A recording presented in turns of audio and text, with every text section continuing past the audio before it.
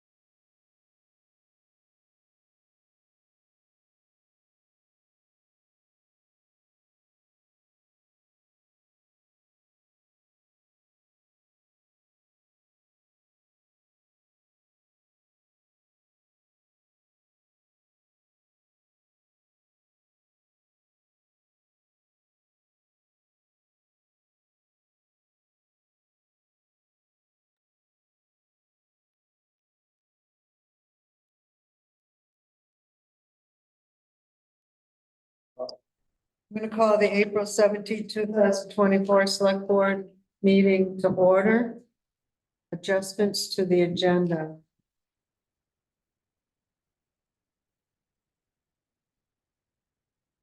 Hearing none, I have one. I filled out a thing the board needs to sign for Dylan to let the state know he's interested in applying for grant and aid, and the deadline's coming right up.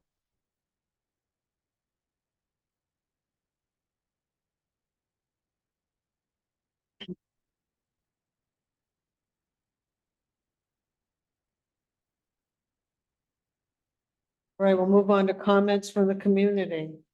Good Evening. I'm just inquiring if the board has had conversations or planning to have conversations regarding the rail trail and specifically parking. Just noticing now there's more activity on it, that the weather's nice and people are parking wherever they feel like parking. You see a lot of the parking taking place over by the highway garage, kind of near the edge of the road in front of the fire department, but also find it right on the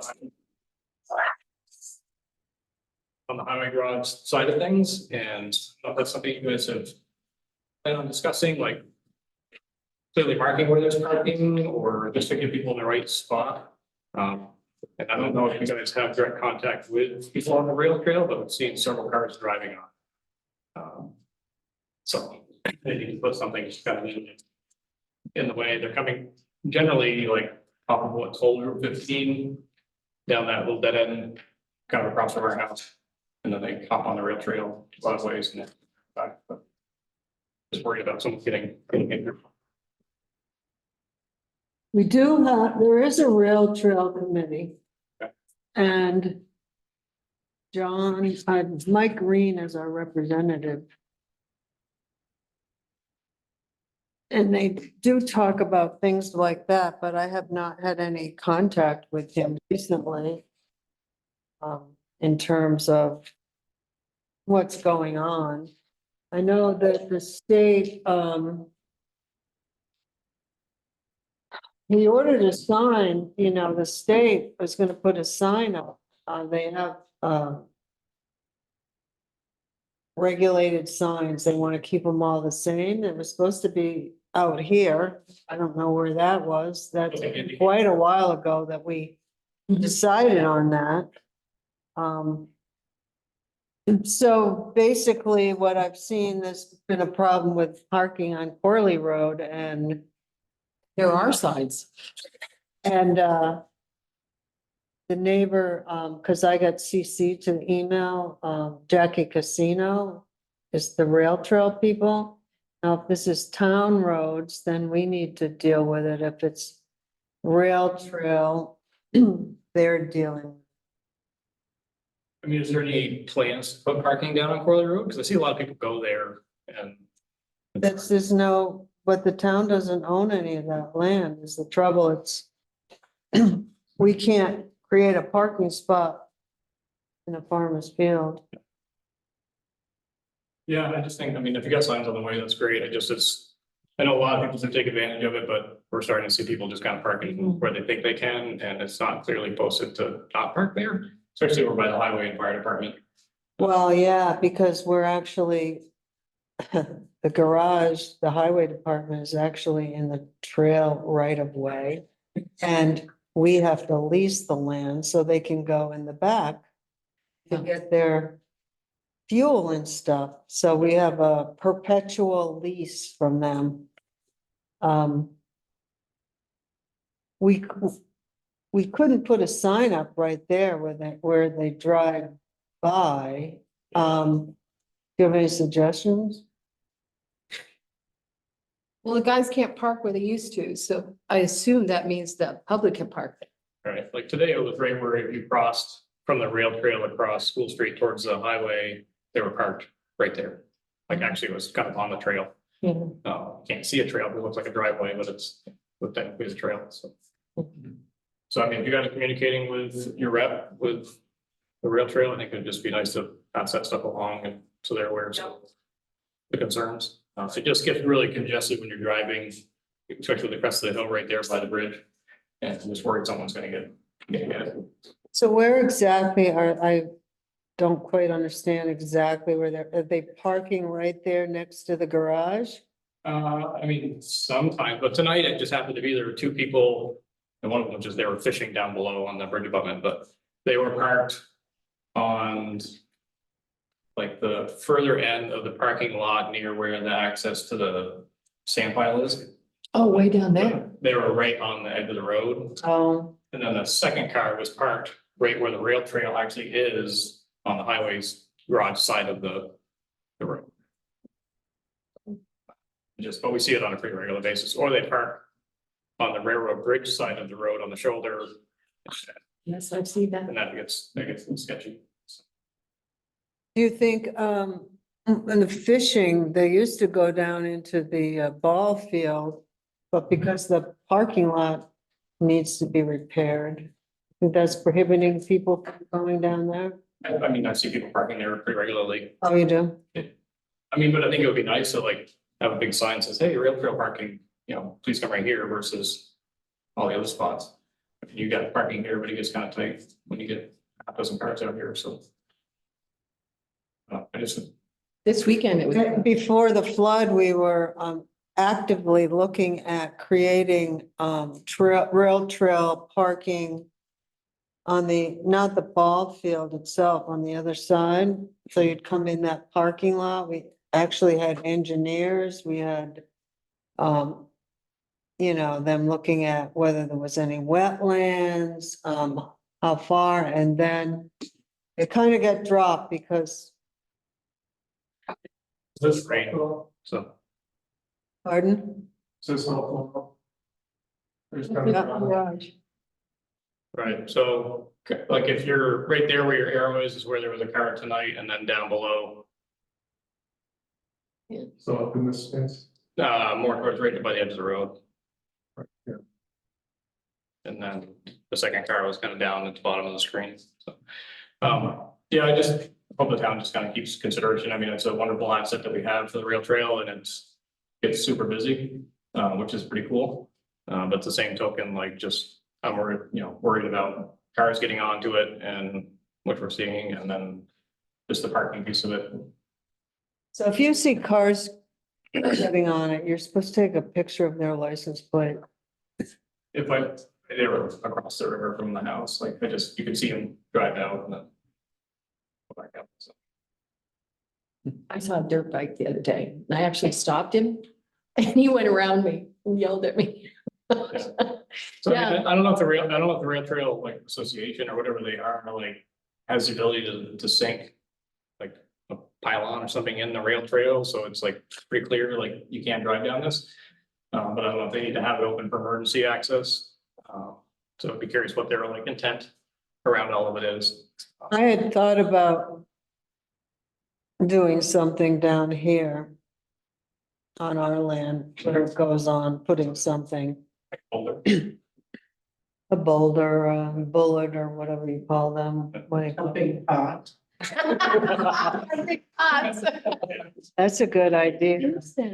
See the. Um, And leaving the one down by the highway department free in case Jim had to go down there. I, I thought about it myself that they didn't think much about parking. They've left it up to the towns to deal with it and I'm the same way. I walk, but I can't walk forever and I need to have a place, where there's short, where you can get out short, unless you're on a bike. And, Owns the land on Corley Road. Nelson Farms. a lot of people like that. Yeah, that's convenient. It is. Except we have a small problem.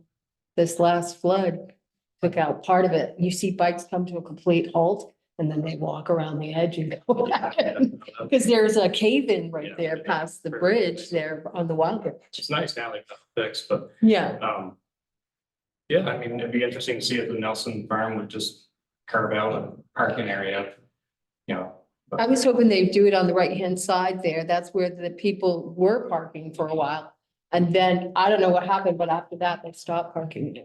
So, But now they're backing in to his field along the rail trail right away. Yeah, I mean, you want the place to be appealing, Right. for you to take advantage of. So I mean, it's just, it's a great, like I said, it's a great asset. And, don't want to like discourage people from using it, but just like being mindful of how they're using it, where they're parking their cars. now on the right-hand side is Nick Minaj. So, and I know he's kind of developing that stuff for the rail trail. That might be somebody you can talk to about a parking. And if we buying Betty Lou's and Annie Gibbs and we take all that out, wouldn't that be a big, great place for parking?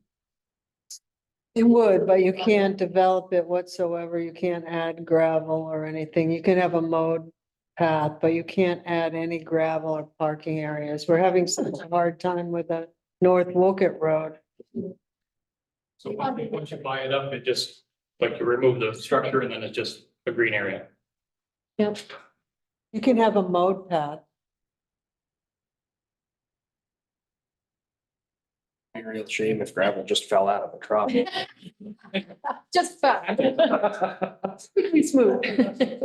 All right, well, thank you guys. That was, Oh, well, I was gonna ask one of these select board members if they want to take this on, maybe just kind of go around and document where you're seeing problems and report back, whether we need to do anything.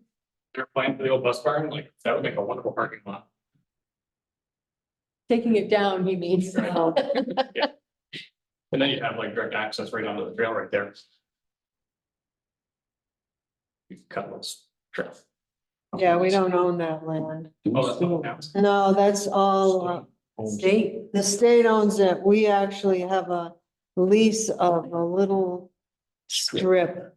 So we can have our portalet and we can plow better. We could lease that for free too, if we wanted to, but do they store anything in there? Some stuff, but it doesn't, it's not full by any means. No equipment like the grader? They store that in the barn they have on their, by the garage. It really needs to be cleaned out. What about the stone rake? Isn't that in there? The what? Stone rake. I don't think we have one. Thought we did. The York rig, I think that went bye-bye. We used to, back in the olden days. No, I think he broke and they never repaired it. We have the 911 signposts in the bus. Oh, yeah, that's right, we did.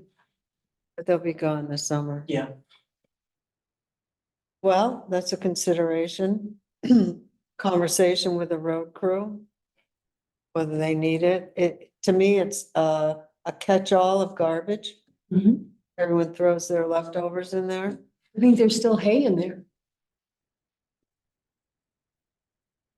House bedding, What? house bedding. Oh, okay. All the old doors, garage that's broken and Bent signs. Next, you accept that. Thank you guys.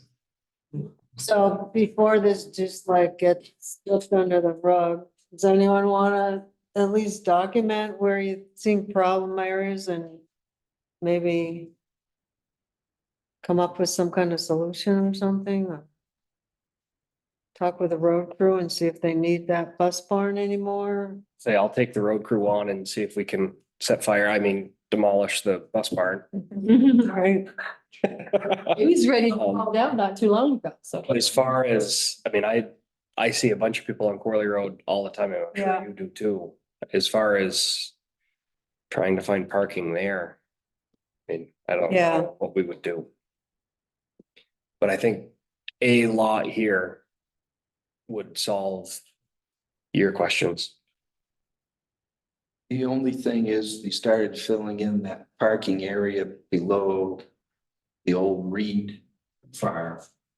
yeah, But if they had left that so you could at least park 6 cars and made a walkway down, that would have taken care of that problem on Corley. yeah, it would have, But, Oh, it's on 15. yeah, yeah, the turnaround. across from Fort Hill. Yeah. Now, I noticed they don't have any signs up on Elmore Pond Road, though. People park all over the place there. Well, they put them up big stones. So that helped a little bit. Now they just park next to the folder. I see that. It'd be nice if they'd go down into that parking area where the hydrant is. Yeah, and that would be the thing, like, people that have to get on the road and walk back over to the path, it just doesn't seem like a big deal, but if there was something that kept people out of the room, then it would be safer to facilitate parking in that parking lot, but. True. Well, I always thought of parking at that little turnoff at the end, going up Town Hill and just, Wow, you know your life in your own hands crossing that road. no, Seriously, barrel through there. I've seen people do a kid exchange there and I'm like. Bridge over 15. Take out some of that granite. I will attest that I tried crossing Route 15 there and I was terrified.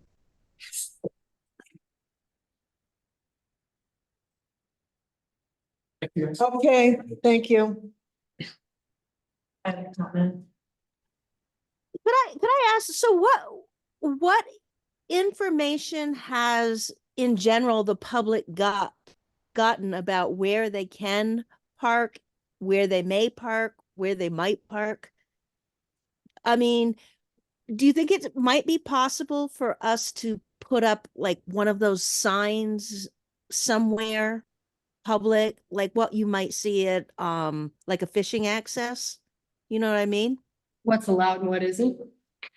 Just like a map of where could be parked, where they could park, where are the places, because we can't assume that everybody that's parking is local. They could be coming from anywhere. We could put something in that bulletin board and the gazebo We could. for folks to look at. Otherwise, I am on the Facebook Friends of the Royal Valley Rail Trail. And there are lots of folks on there asking all the time where they can park. And, they'll refer specifically to Wolcott. So it seems like something that, I don't know if Mike Green would do that, but perhaps he could delegate to someone to periodically update folks on Facebook. Okay. The other thing too is their website for the rail trail has maps of all the different sections, and it would be curious to see if they reference where the parking areas are for Wolcott on that. I just looked, literally as you spoke, Wolcott Town offices, they want us to use Yeah. this parking lot here. That's the only one listed as far as I know. Yep. Yeah.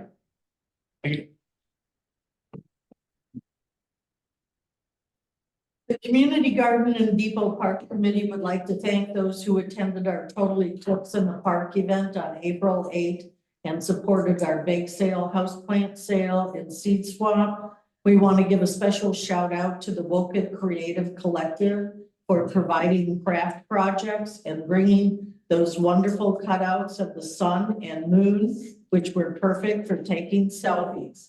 We met some nice folks from out of state who chose to come to Wolcott to experience this once in a lifetime event. Nice. Do you know why they chose Wolcott? I think they didn't want to be in a crowded area. And they were out of the traffic that was coming down on Route 15. Did you guys see the traffic from here to Hardwick afterwards? Yes, that's what I mean. It was there. So I, neglected to approve the minutes. Oh, okay. So we're gonna backtrack here for a minute. We need a motion to accept the minutes of April 3rd.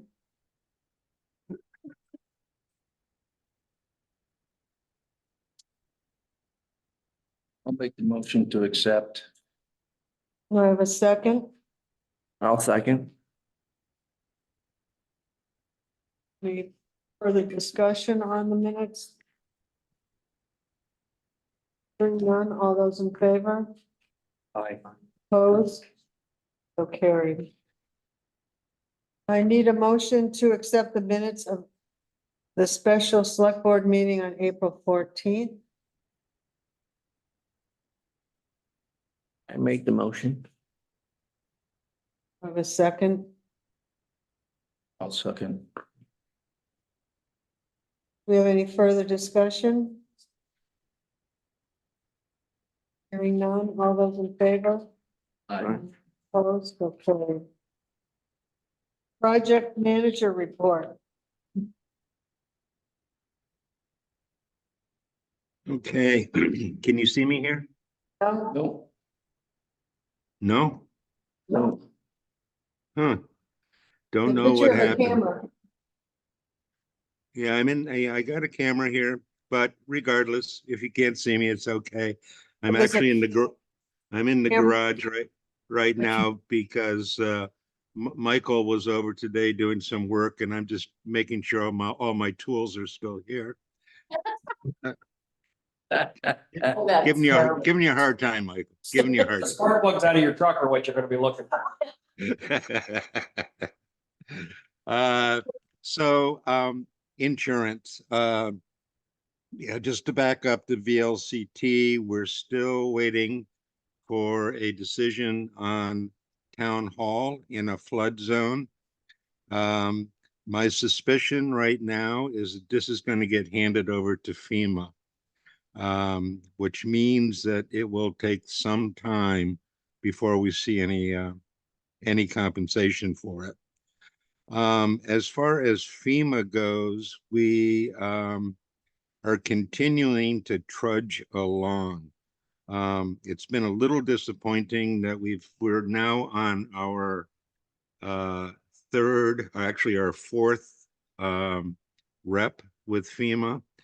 And that is Cherie, who is a supervisor there, and she just notified us today that she's going to be out for a period of time.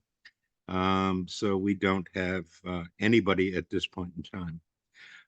But I do have a significant amount of work to do. Number one is that or the board did approve moving forward with the Town Hill culvert. And we have finally completed all of the paperwork for FEMA for that to move forward, which doesn't seem like a huge accomplishment, but let me tell you, it is. We also have tried to complete debris.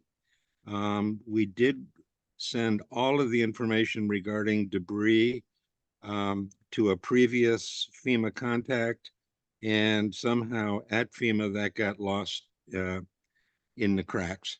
So I have to start that over again. Fortunately, I have all of the data to do so, but it definitely is a start over. We have three other mitigation projects. They're the Town Hill Slide, East Hill Slide, Jones Road Slide, and in addition to that is the Flatiron Road. So all of those have been well documented, and they are now being moved up to mitigation. We did get a notice that our time has expired on Town Hill Culvert and also on the debris. That has since been resolved. It was some real confusion at FEMA about the activity from the state of Vermont that gave us an extension on debris. So all I can really tell you is things are just trudging along step by step. We've also got a notice to put in our Cat Z. Cat Z is management compensation. So all the time that I've been spending working on this has been documented and sent to them. And I just received notice today to ignore the deadline. And The I last have, thing you do. it's the last thing you do. So we're definitely a ways away from there. What else can I tell you about FEMA? It's just, it is just plugging away. A really good news, and Andy Flagg was very excited to learn that we're going to move forward with the Town Hill Culvert. He believes strongly that was the right thing to do, and he got support from the state in an email to the same. So that is a good thing. That's really all I have to report on. Oh, I did want to mention one thing is as we go through these reports, there's just more and more and more information that's being requested. And as anything goes up to mitigation, we can count on more detail being required. One of the things that has held up the debris project is knowing if we have a contract with Sweet, because Sweet does the hauling. They did the hauling for us for the debris, and we need to know if we actually have a contract with Sweet. And that's that's a question that I have out there now. I don't know if you know, Belinda, if you've had a chance to look into that or not. I could not find anything in our records, so I have a call out to the Sweet Trucking to see if what they have on file.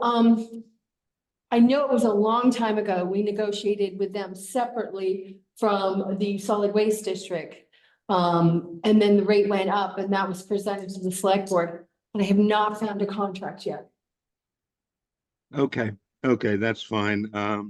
It is a sticking point, so if we can continue to look for that contract, or maybe Dana has something that we can work with.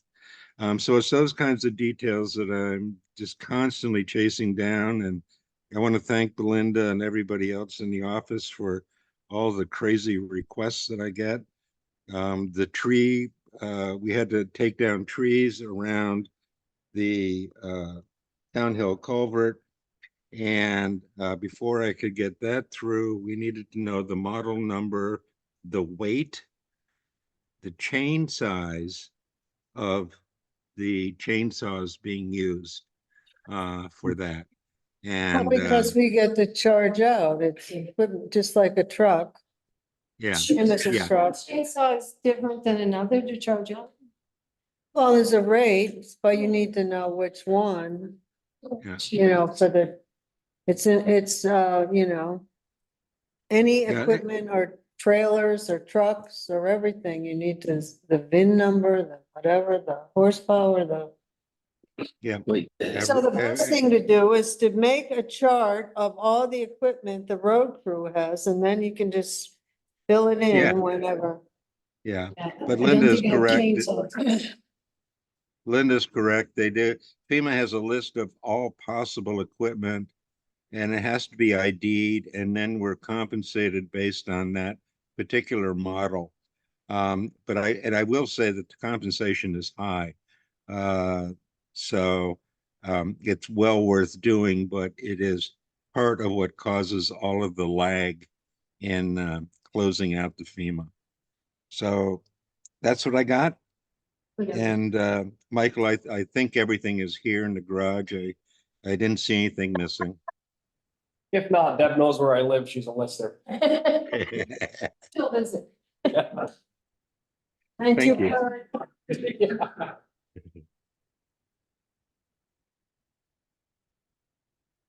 We'll move on. There's one piece of correspondence just saying that, Vulcan Portable Toilets is the company we rent our toilets from, has changed, has sold.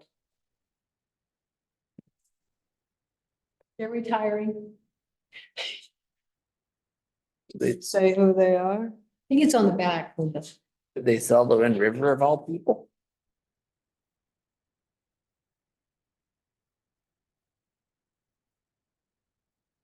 It's still the same name, just different owners. I think we have to wait 1 year. You sell your business, I think you have to wait 1 year, then you get to rename it.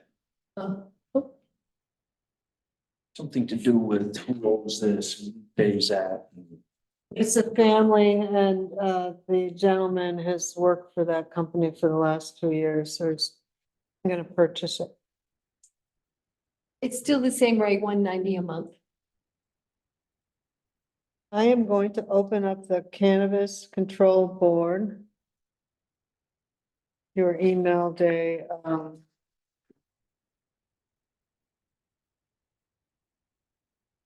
email from Kurt. So you received it, Kurt? If there's anything. Yes, I did. We just I go by the received it. number. I received it from the State Cannabis Board. So this is number S 0000007937. It's for a retail establishment within the town of Wolcott. It does say that in reading the email, it sounded like you could tell the address because it was a retail establishment. Correct, that is correct. You may. So this would be in the MSI building? Correct. Yep. It's where the old apocryphy was.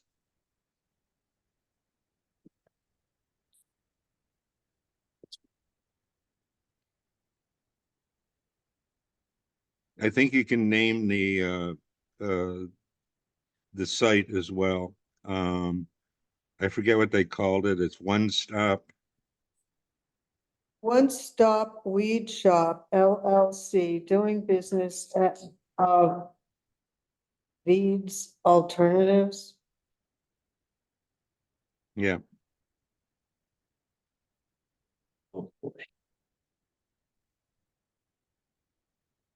So under here it says, for this license type, the applicant is asked the following questions, which may be relevant to your review. Do you comply with required inspections or permits from other state and local agencies? For example, certificates of occupancy. Is your proposed cannabis establishment project in a public building? So the answer is no to both of them. We don't have a certificate of occupancy. I believe they fall under. Do they fall under agriculture, so they don't need a permit? I don't know the answer to that. I'm sorry. The only thing I could think of is people within that area for fire control. And I don't think we have any set rules on that. Commercial retail space, there would be, DFS would be. It did say something about, There's a smoker place right next door. Perry's or whatever it is, you know. Here. Here. He's smoking in there. That's says- fish, right? Yes, that's fish. Yes. Yeah. Lobster, fish, crab. Does he do crab? Herring. the local control commission may request further information about the proposed cannabis establishment directly from the applicant. Um, I don't think there's anything we have. no, No, it's fine. I had asked, why, I knew this was coming. I had asked a while back, Kurt, to find out because you have to stay away from schools and whether that would affect the ballet being across the street, but they said no. I think quite honestly, with the state cannabis control, if they approve a license, there's very little that the town can do to to even comment on it, really, unless it's violating existing zoning laws. The license has been granted by the state. The state's already granted the license. They're just waiting for us to give the nod. Yeah, and that's pretty much what it is, that it's just a formality. There's not much we can do about it. I think basically all it's doing is letting us know that these things are coming or are happening, but we don't have the say in whether they come or happen. Yeah. I don't believe we have any law or ordinances about signage or anything of that nature that we need to tell the applicant. And given that this was previously a retail location, it's pretty much a shoe-in as far as the cannabis control is concerned. So But we I, do have sign regulations in our zoning. okay, Yes, it can only be so big. can they be neon? I'd have to look, but I don't think so. I think that there are lighting. It can be lit, but it can only be so big and so much distance away from the road. I don't believe it can be lit 24/7 either. You're gonna fill out the form, Kurt? Yeah, I'll complete the form. And is But there a space for comments? Yeah, well, I can email the comments certainly. But I should research any zoning ordinances we have, like the signage and, can it be on, if it's lighted, can it be on 24 hours? And all we can do really is communicate that to the applicant. I know the applicant has been in multiple times to talk to the zoning administrator about such actions that he Okay, might take. So rather than wasting your time digging into it, I would just say that, I would just have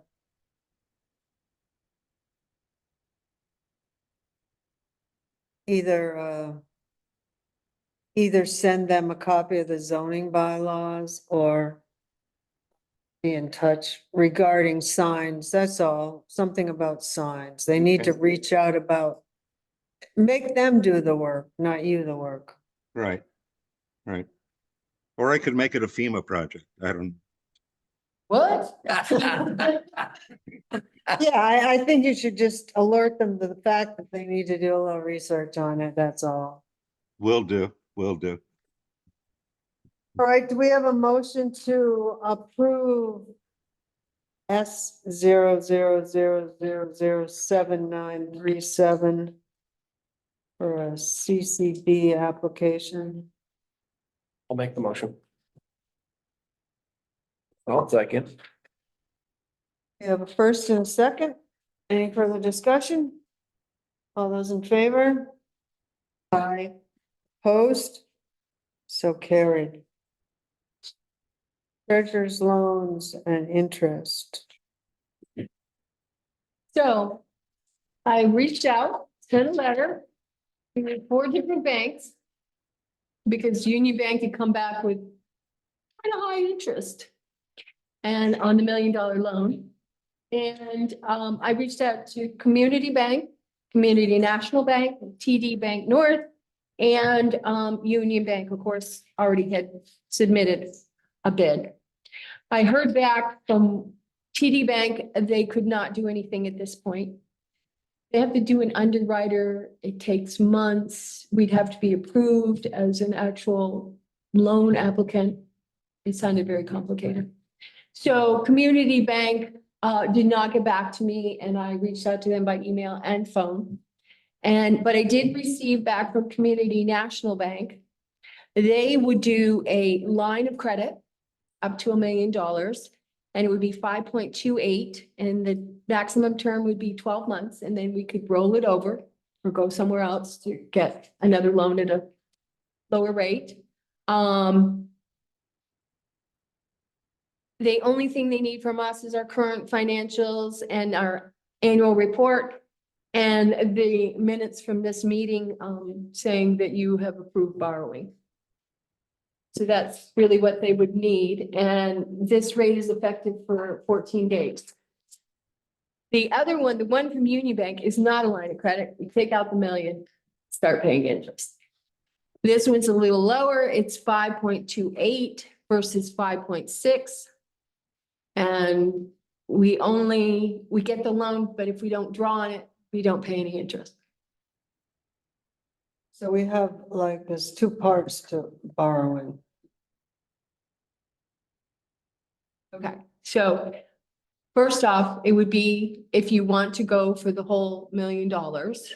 And that would be if you want to take one of these bids and go forward with it. And when Union Bank would like us to sign immediately for it. I was talking about that other place we could borrow Oh, and so- apply. Yeah, This is like step 1. this is step 1. And also the bond bank will have money again in July. They had it in February. They sent it all out. We can reapply in July when they get their new bunch of money, and we can ask for the $1 million loan. He did say that $1 million is a lot and they would require a lot of stuff from us, but the interest rate would be very low. He didn't give me an exact figure, but he said probably 3 and under. So So what you're saying is wait 2.5 months and see about what the bond bank I does. can't, Oh, because once you start this project up here, these people are gonna be put. no, borrow money now. Mhm. It's a really high rate. And so we know we have the money. Then in July, apply for the bond bank. We can pay the old one off. And we can continue with them at a much lower rate. So you can I reapply. thought it was 2%. So there's certain money that, I don't know who put the money in the bond bank. Well, the governor did for these, I think he put up to 50 million, but it got spent. And now they're reallocating more money for July. That's So what this the is box. just for certain towns. And Wolcott's on the list that were really flooded, that can borrow money to fix their infrastructure. Because you can hear the condition that FEMA is in recently. I have no idea when we'll get any money. Every town's hurting. So that's the best, I think, we work together to figure out what we could do. But we can't wait till July. But the rate is so high. Well, 5.2 right now is not that much. Almost 5.3. Well, right now, but I don't care. I want Well, I know, I mean, 5.3 on what? no, All right. until they drop the interest rate and, the government. Right. Talking about doing that, so. It's 5.3 on the principal we borrow. What do we Right. expect to borrow between here and, what'd you say, 2.5 months, July? When we could theoretically reach out to the bond bank? So I have to tell you, I have to pay my line of credit back to the, because that's all gone because FEMA. I utilized all that, plus I'm dipping into the capital funds, which we will pay back. I mean, I don't have any problem with that. But, we really don't know if we're even gonna get money from FEMA in a year. I mean, look how long it took for Brook Road. Well, she's saying there's no more cash flow. Yeah. That's what I'm saying. I'm waiting for taxes. my question is, how much are you thinking we need to borrow at this point? Well, the Town Hill one, it could be up to 850,000, and then you've got over here, you've got Flatiron, and that's 107. Plus I gotta pay back what we need. So I'm not gonna take anything for Town Hill until I actually get a bill, is what I'm saying. We're But, starting to get bills. We have Yes. to move the Yeah. utility poles. Yeah. yes, We cut the trees. yeah, You know, we had to pay the surveyors to go up and stake out where to cut the trees. The bills are starting to come in. they are. I, I've been when flowing. we, if you look at the contract, you know, we have to pay a percentage of the mobilization for them to go up. When they start doing that, and that's, the total is 50,000. You know, so it's gonna. Yeah. And they can, charge us monthly by the contract. They also Flatiron, we're gonna need that road back because they got this bridge and we really don't want to put it off till 2026, which they're talking now. So, Yeah, it doesn't sound like it's a question of if, it's just a question of where we borrow from. As far as being able to pay our. Any amount, Well, if we do the line of credit, right? We only do pay- line of credit for say 800,000. why would we put an upper limit? Why Just isn't it? go for the, We need a. let's go for the million. Yeah. If we don't spend it, we Yeah. are paying interest. right. We get the bond bank, we can pay it off. Right, if we were gonna borrow from Union, I'm with you. Let's figure out to the penny what the lowest amount we can borrow, but if we're gonna do the line of credit. I mean, we only pay on the principal we borrow. So go for as much as you think and we'll spend what we need to. Would be my. If this were my home and I were borrowing $1 million to pay my bills. It's for my home budget, then that's what I would do.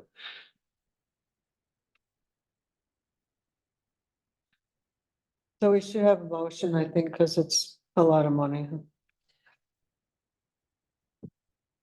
I'll make a motion that we, if we do truly need to borrow, and we do, that we borrow from the line of credit. I can't remember who you said that was through.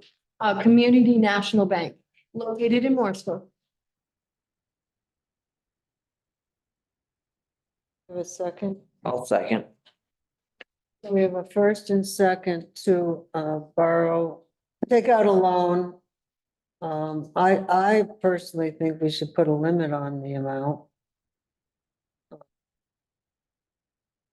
Yes, can I amend my motion? I think we should have an upper limit. I just don't know that the upper limit should be less than what the anticipated. Could we go with like same million number, do not exceed a million? Yeah, Oh, yeah, it wouldn't exceed $1 million. yeah. So Mhm. I'm fine with that. I just didn't think that we needed to cut ourselves short. Cool. You know, taxes will be coming in May and that'll help with the operating expenses and everything. It's when the projects start happening and when we still have paving we have to pay for. So, and my coffers, the line of credit I usually get is gone, so I have to have Right, so they're something. gonna pave from that paving grant in May, Yes, and that's 200 and something thousand. We have to pay it, invoice the state. And then wait months. get the money back. Everything's like that. So I might not get it back until the next year. Yep. We just have to have it forwarded. It sounds like a revolving line of credit is exactly what you need. Exactly. Yeah, and I wish a union had offered me that, but no, then. Because we already have a cash management through them for the 380s, so I think that's why they were like, this is what we offer. Do we have a first and a second? Any other discussion, questions? Hearing none. I will be coming back with a resolution for you guys to sign, just so you know. All those in favor? Aye. Aye. Opposed? So carried. Do you also have some resolutions here? So, we have an account for the veterans out here, that maintains the flowers, and if we have to add names and everything. My committee is pretty much died, literally died, so I have Cornelius left and Lucian, and that's it. So we had an account at M&T, which was People's before. And I wrote a check off that for the flowers to Menards Agway, and they said the account was closed. So there was a whole misunderstanding. So what happened is I went to see him and I said, I need to close this account out because this is not working. So we want to move it over to Union. We have a check to go into that from M&T and open it at Union, and we need a resolution to do that. Also, the Wolcott Parents Organization came to me because Dawn is getting done up at the school and she's the one that was maintaining the account for them. She gave them a check out of the student account checkbook that she was managing, that she's closing out the end of June, so they could start their own account. At their meeting, they decided they would rather have a separate treasurer than anyone on the board. So they asked if the town would do it and I would do it as the treasurer. It's not that much, it's about $1,200, and I think it would be safer for them, so. I said, I think the town can do that, and they'll give me orders like the library does and stuff. So there's a resolution for that. And the resolution is because it's required now of opening any account. It In a has to do with business and under any EIN number that has a board.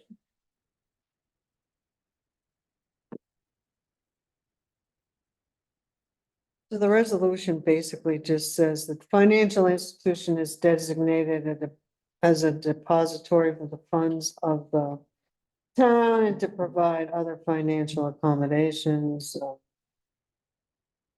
It'll be in effect until written notice. Signature of an agent on this resolution is conclusive evidence of their authority to act on behalf of the town. All transactions, if any, with respect to any deposits, withdrawal, discounts, borrowing by or on behalf of the town with financial institution prior to the adoption are hereby ratified, approved, and confirmed. The WPO did a dance. They also bought the new sign up at the school. So they do fundraisers and get money, and then they just help the school out with things.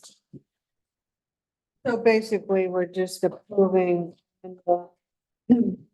opening a veterans account and a Wolcott Parent Organization account at the Union Bank. Do we have a motion to accept? I'll make the motion. Do we have a second? I'll second. Do we have any other questions? Hearing none, all those in favor? Aye. Aye. Opposed? So carried.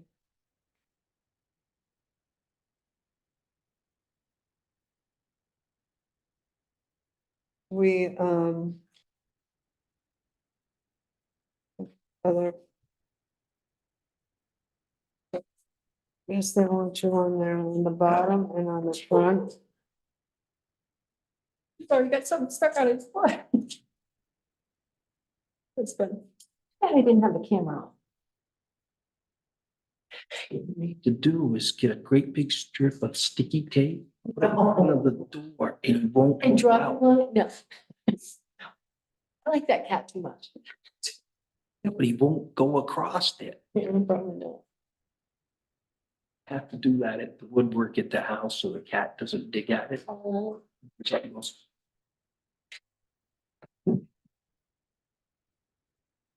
Putting plastic on the furniture. Oh, you eat that.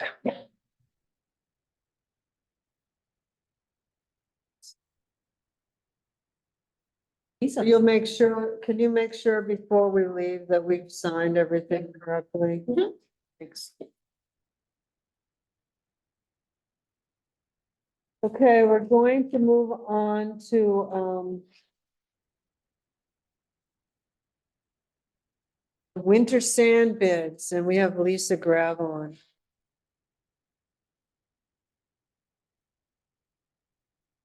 This is a little screw up. Belinda and I were talking to Lisa, about something else a while back and asked her when a contract was up. Cause we didn't have one in front of us and she said, 2024. So we both took it to mean that that was the end of June of 24. There was nowhere to be found a signed contract anywhere. So I went and put it in the paper for bid.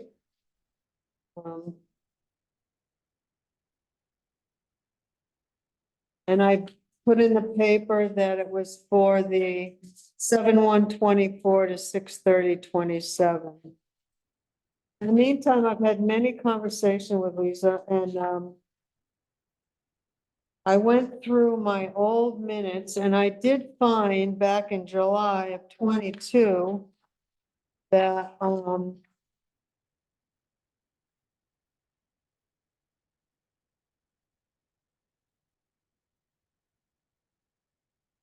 there was a motion by Richard for the board to accept and sign the gravel construction agreement for winter sand for the terms as quoted with the added clause that the terms are good for 3 years unless fuel costs drastically increase, was seconded by Alan. All voted in favor. And so this was July 6th of 22. Actually, Belinda did find today a signed contract today. Signed 7/7/22 by Kirk.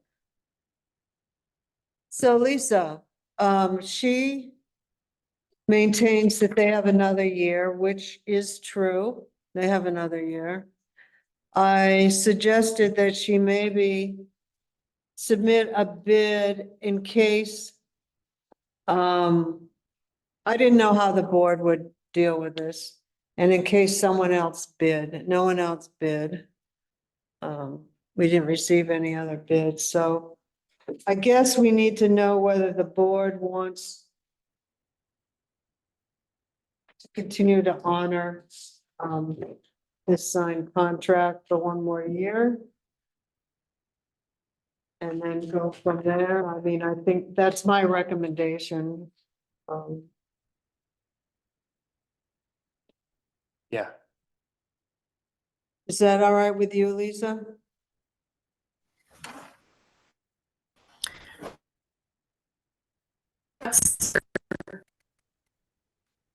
Pretty much open to anything at this point. Our biggest concern was really if someone else bid it and we weren't low bidder, what would happen? But it doesn't seem like that's the issue. Right, I found it today. right. So we did find the signed contract today and Under a copy. I'm recommending that we honor it for 1 more year. That works for us. Is that agreeable to the board? Yes. A lot of digging and confusion but I'm glad we got it resolved. And I apologize for inconvenience to you. Yes, and we appreciate it. Thank you. Okay. So we'll have winter sand from Gravel's Construction up until June 30th of 25. 1 more year. All right, thank you. Thank you.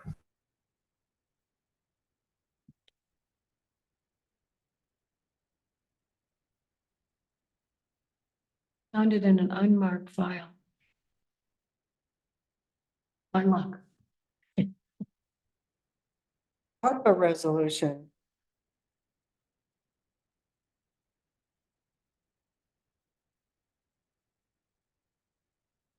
Hiding things on you. Huh?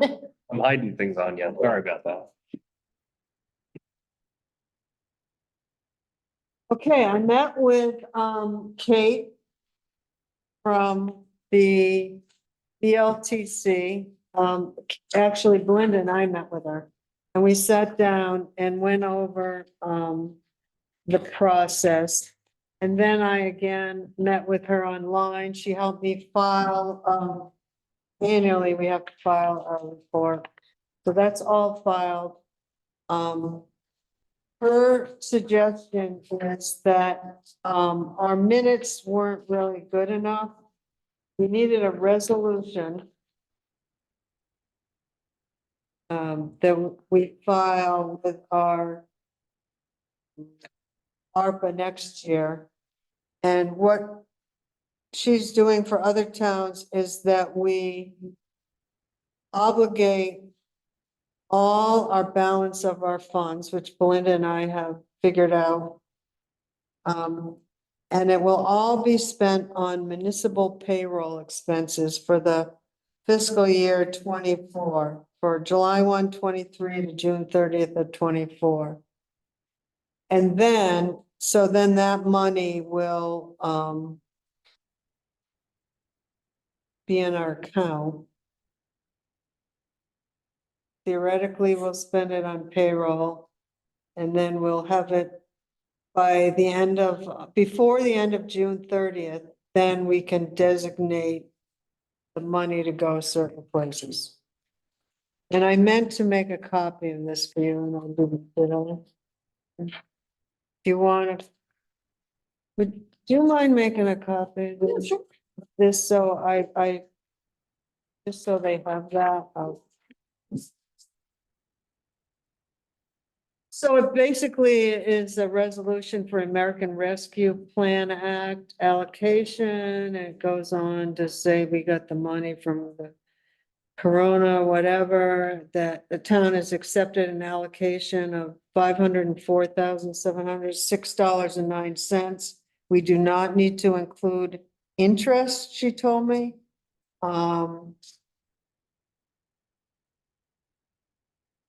That we may elect a standard allowance, which we have of 10 million to spend on government services through this period of performance. We have elected that in the beginning, so we're all set.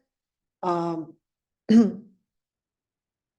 recipients may elect to use the standard allowance instead of calculating lost revenue using the formula provided by the U.S. Department of Treasury.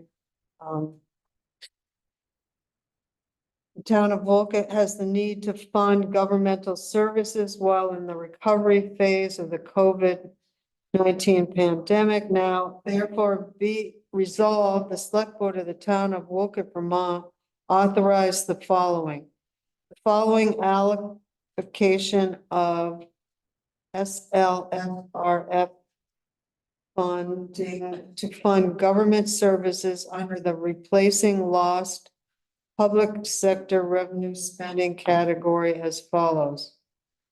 Obligate and expend funds in the amount up to $334,149.67 on municipal payroll expenses for fiscal year 2024. And then we just need to pass it and adopt by the select board and sign this to have on file. And that way, that's the correct way to move the balance of our funds into the general fund.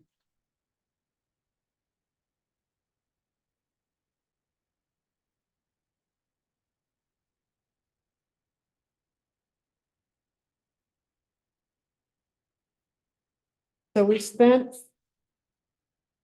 we don't have to include our interest. We received the $504,706.09. we spent $170,556.42. Is what's been spent, giving us a balance of $334, $149.67. Which by moving it over will protect it. She's feeling that it will protect us better by just getting rid of it. Because they're gonna want it back. Yeah, in one of the previous meetings, we talked about uncommitted funds by July or whatever Right. were at risk. Yeah, So this is just a continuation of us moving it into the general like we. yeah, so when she was on vacation and I had just gotten a blurb that recommended we move it into the general fund. Well, we did by motion. She felt we needed to do it by resolution. So, here Way we the are. government works. And then at some meeting in the beginning of June, we will go through this, you know, and we can designate some of it. So you're looking for a motion to sign the resolution? Yes. I'll make the motion. I'll second. Do we have any other further discussion on this or questions about it? Hearing none, all those in favor? Aye. Opposed? So carried. Pass this around.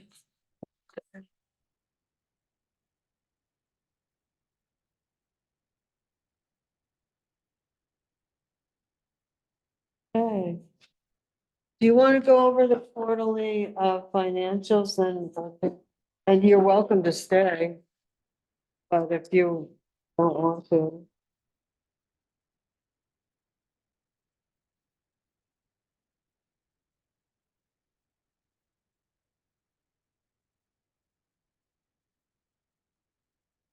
As you know, this is through the end of March and you just have April, May and June left. So you have 3 months of this budget left. And nothing really sticks out at me other than IT.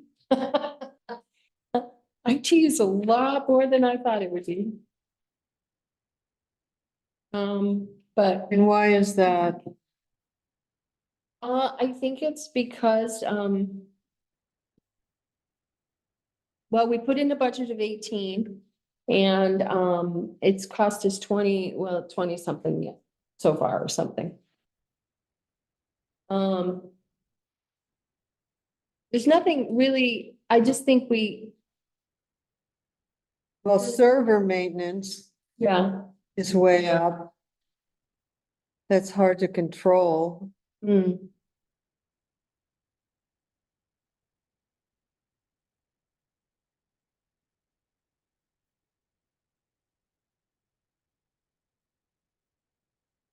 We didn't budget for the email addresses.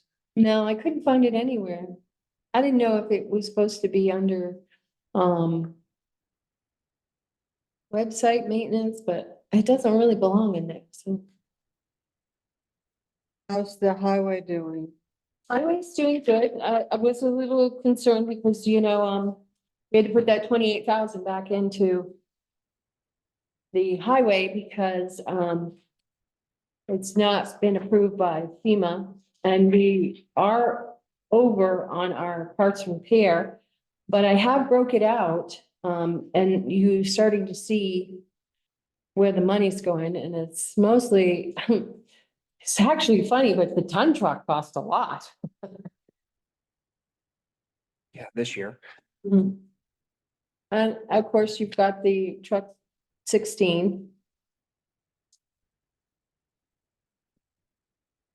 It's, yeah.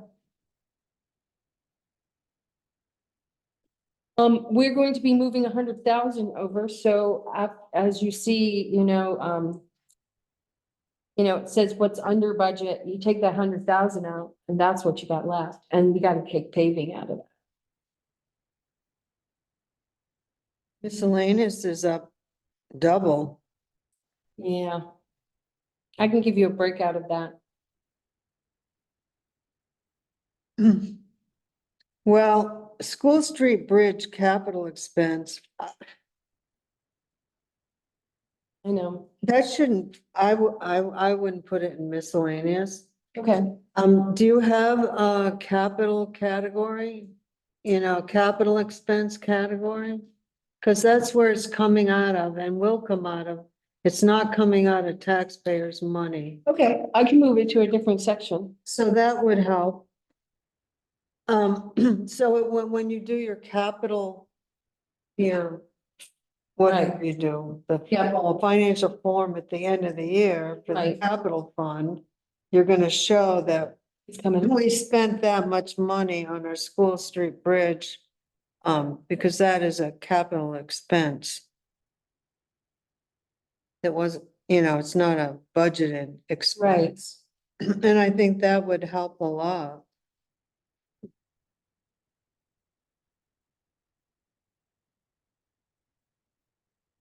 Yeah, and the ordinance committee hasn't spent hardly anything, but I assume it's because we're coming up into it. You know, I think Yeah, they're it's a- dissolving unless we can get some new members. I just spent $500 on new don't trash Wolcott signs. Okay. Yeah, because I mean, we put 150 under river cleanup. Is that happening? Okay. There is a group of people that are cleaning the river. Jim Ryan. It was part of the river paddlers and another group. Oh, yeah, that's right. Correct. Yeah. Mhm. the Andy, other- Andy Duff was the one that did river cleanup with a grant from the state.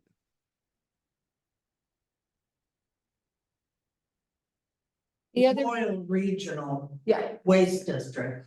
Right. Thank you. the other one is the town building maintenance fund. We have a handyman who comes in weekly. It is pretty high.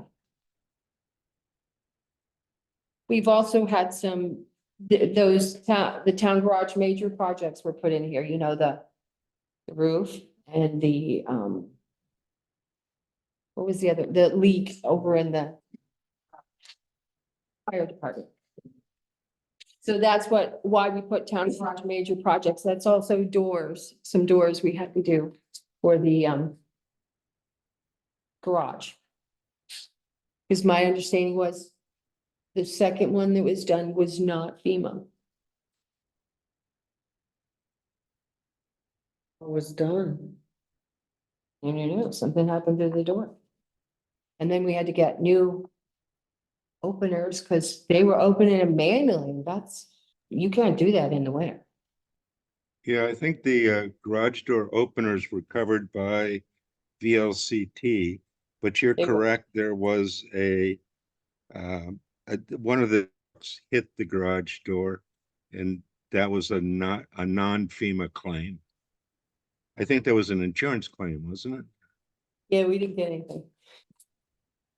At least I haven't seen anything. I don't think you can claim insurance if you run into your own door, your own house, your own building. Can you? I tried. Yeah.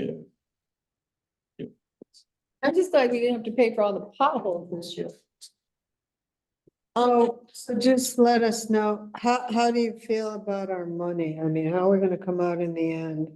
I think we're gonna be okay. I do not think we were going to have very much fund balance, to be perfectly honest. Because, Take a look. you know, we spent more this year than I think than we've spent in a while. But that's because there were things that came up that we didn't expect, and you only get a certain amount back for insurance. And then some of them were declared not, you know, not reimbursable. And we've had to repair a lot of things this year.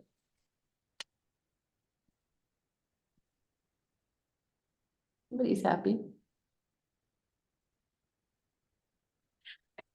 So how's the transfer station doing over there? Oh, so we're awesome there. I have to say, I think it was the best idea to hire Basil. I think he's worth the money. I would even like to this summer, if I can figure out budget for him, have him both days. Because Silvio is happy.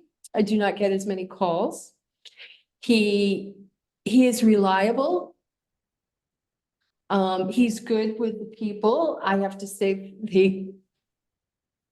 I thought I would hear some comments that he wasn't very helpful, but he is, and he tells you if he can do something and if he can't. Like one day he said, Belinda, that barrel is just too big for me. So, he will let you know. The best thing about Basil is he's good at math. And so he tells Silvio how to charge. And I'll bet that's made a big difference. Made a big difference. So are you telling us we have 20,000? Yes, 20,000? yes, Just a couple of months? yes. Wow. Because people weren't paying. And also the other thing is Bob checking for me or me going on Sunday late and seeing if I can wait another, I waited another week and we had to use the bulb, but that's what it's there for. And so I called in all 3 this week instead of 2 last week. It was only 1. So, it's a matter of managing and also charging. I've stayed with Silvio on Saturdays sometimes when Basil's not there, and I have reminded him that this place needs to break even.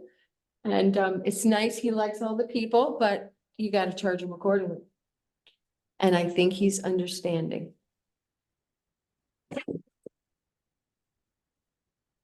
I think it just took a little bit of management. And I have to take my garbage anyhow, so I don't mind going out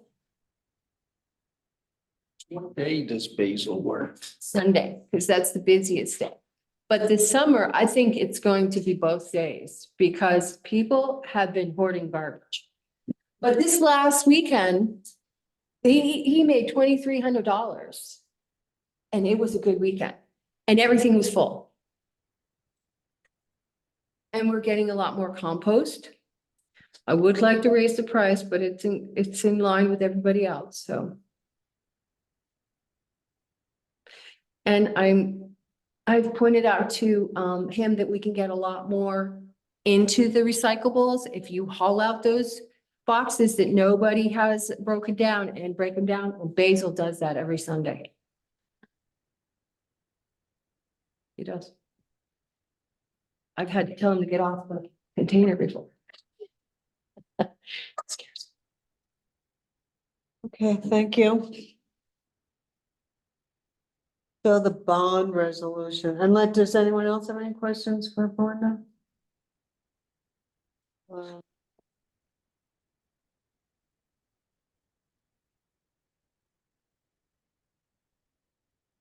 So with the bond attorney, we have the bond, but we also sent an email where we have to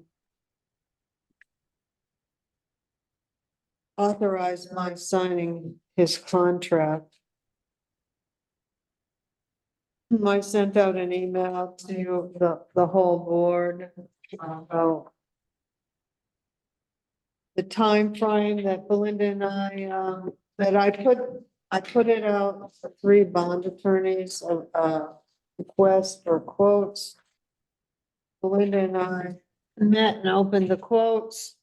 We picked, Robert Fletcher. Who was really recommended to us. And he was the lowest hourly rate and it seemed like time. That we needed to get this going, the bond wording. And the grant has a certain amount of money in there for the lawyer. So if you don't have any problems, I need a motion to authorize me to sign the legal services agreement with Robert Fletcher, Stitzel, Page and Fletcher to act as our bond attorney. I'll make the motion. I'll second. Do you have any other questions on that? Hearing none. All those in favor? Aye. Opposed? So carried. And I gave you a copy of,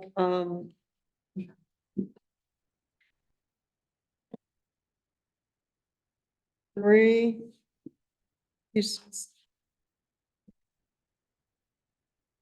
Three pieces of paper that a warning, a resolution, and a copy of a ballot. The wastewater committee went over it last night and with their engineers and their consultant working with us and made numerous changes, but this is your opportunity for the wording of anything you think is wrong. Do you want to see the changes at all? No, I think somebody sent them to me because I have them right here.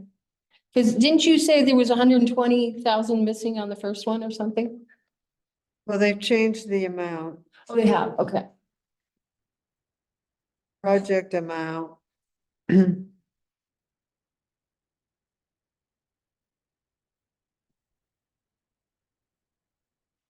So I should tell you that, Did it go low? we are sure 1,124,000. We have applied for a Northern Borders grant, which the board has agreed if we get it, we have the $125,000 match for that. And we have applied for 2 congressional spending from Senator Welch and Senator Sanders. And they're both, all 3 of those grants have been applied for. Most likely, we will not know by the time this vote is. We also I wrote to the state asking them for $1.4 million. Because they have extra ARPA money that the governor and the legislature has set aside just for wastewater for villages. And so they have that money. She won't promise me that we can have that money, but she's like, you're gonna have some money, you know what I mean? She won't. Tell you to figure. That and the more people's ones, but this, as they get close to the deadline, like the regular state revolving loan fund Right. that don't go through.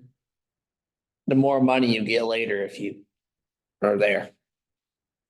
So we have 4 things out there, hoping that it will come through. But you won't. But as we stand today, that's what it looks like. So there's a resolution, basically they changed some wording on it, that will need to be approved and signed on May 1st. Then with that goes the warning, which Belinda will need to post on May 2nd, along with a copy of the ballot to all go together. And the ballot's gonna have on there how much we're asking for and how much is going to be against that, and then how much the final amount is. Is that correct, Linda? It tells you what the total amount is, Right. and it says, that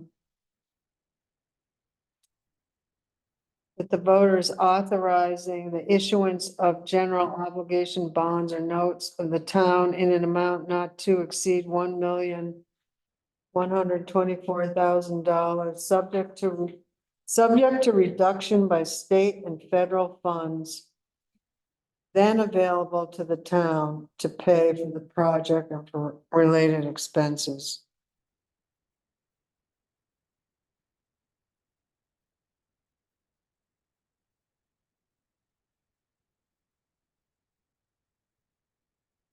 The only thing I noticed is on the special town meeting. On your Which one? second page, The- here it has this Xed out, but it's not Xed out here. Yeah, exit out. And I couldn't keep up with them. and I think the other one is this 4,424,000. Yeah, that one's 23. That's wrong. gotta be Yeah, that's, changed, yeah, that's, not trying to be a, no. Cause I'm gonna just email these to the attorney to fix. I'm just trying to make sure one Four, relates to the two, other. four. 2, 3. So that even this one here, is this still gonna stay the same? See, 1,106,000, that's gonna be changed also. Yeah. Yeah, So that's. gonna that's be- 1,124,000.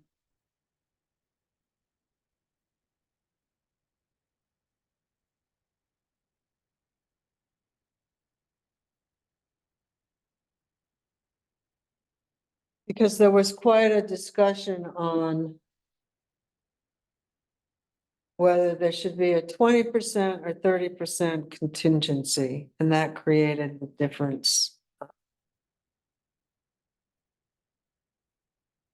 In the ending, in the total price.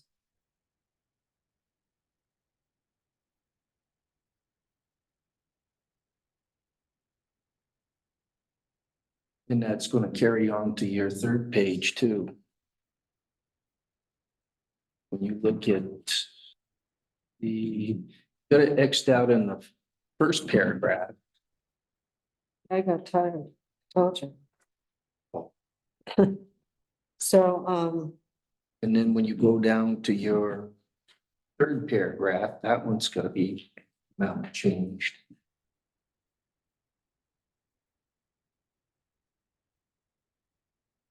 To the 24.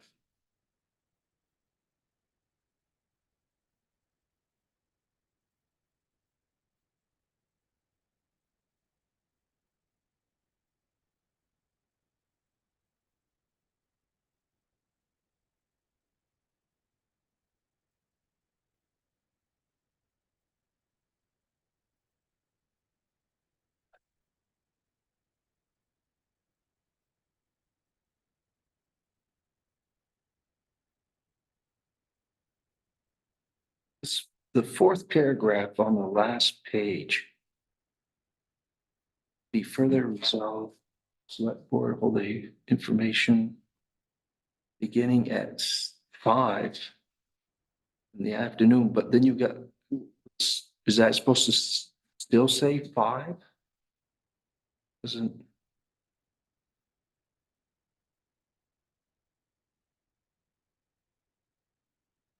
well, one is spelled out and one is numbers. okay, so it's gotta be a number 5 then. Yeah. That's what I have, but Okay, this one just has an X in it, it doesn't.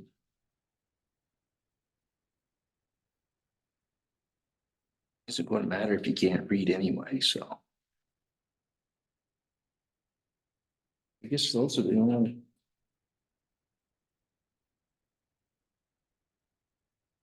on the back of one, it says Plainfield.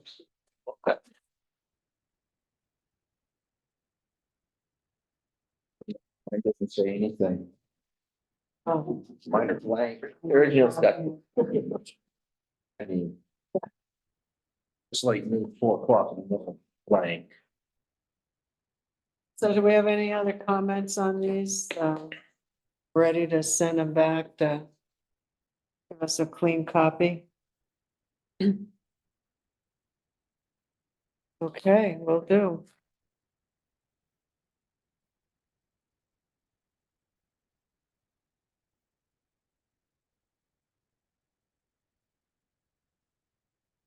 Next. Right. Um.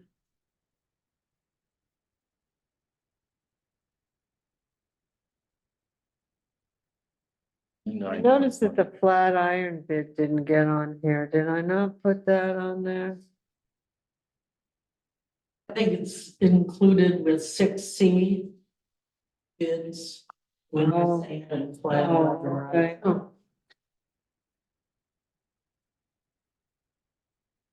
Oh. I just got these and I would have emailed them to you.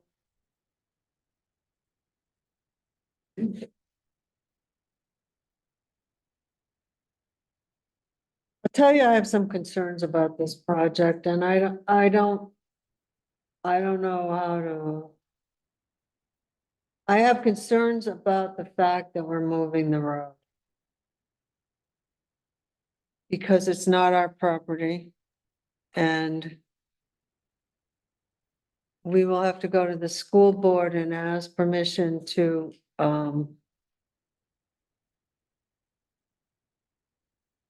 have some of their property.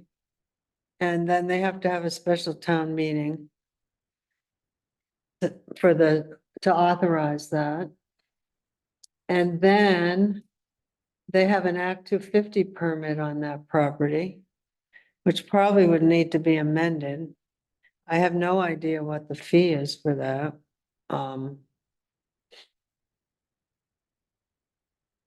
And I don't know who's gonna do all this stuff. So who wanted to move it? Well, that's always been the discussion of moving it, to get it out of the floodplain. That's what it was bid for. Did you have any we had conversations in here about moving it. It's like 350 feet, from the school hillside up until, you looked at the map, up until the The hydrant. hydrant. Do you remember any conversations, Kurt, about that? I do. So FEMA actually called me yesterday regarding this. So it's being prepared for mitigation. The mitigation being raising the road about 350 feet vertical or horizontal. So their question was, why do we want to raise the road 300 feet vertical? And I had to explain that to them that that's not what we were doing.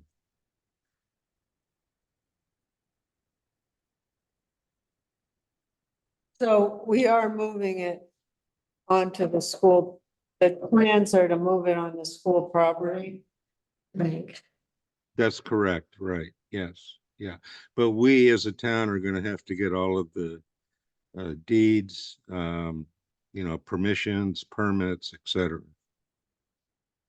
But FEMA will pay for it. But they'll only pay for it if we move it. No, they'll pay for it if we want to keep it in kind.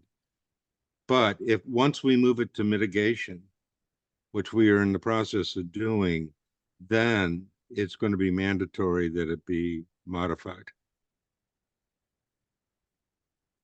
Ah. Then you're back to the drawing board, right? No, it's already been designed and everything to be moved. I'm just wondering, we don't have Joey anymore. We don't have Joey as our engineer. Mhm. Well, not on this project, no. No. Our present engineer pretty much likes to draw the plans and that's it. And not subcontract and so forth. Well, just do the plan. I think he was under the impression he was just gonna draw the plans and then we had to amend his contract to do the bidding part. Mhm. I'm just wondering who's gonna do all that other stuff. Yeah. Good question.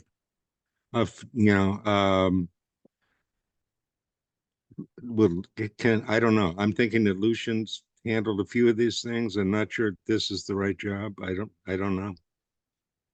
Mhm. Or is this another engineer that actually would do it for the paperwork?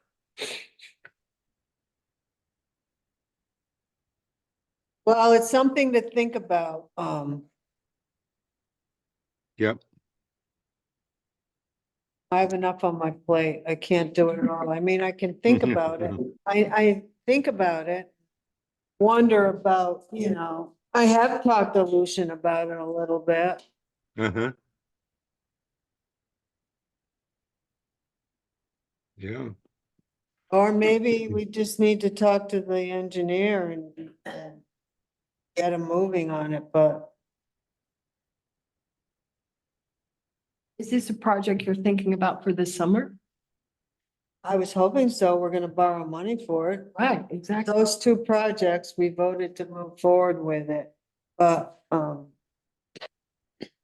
far is it going to be moved? Because we have so much right of way on the roads. right, I thought about that too. I can, I can have Tom bring the plans tomorrow. If you wanna stop by, Melinda can make a copy. Mm. If you wanna look at them. Sure.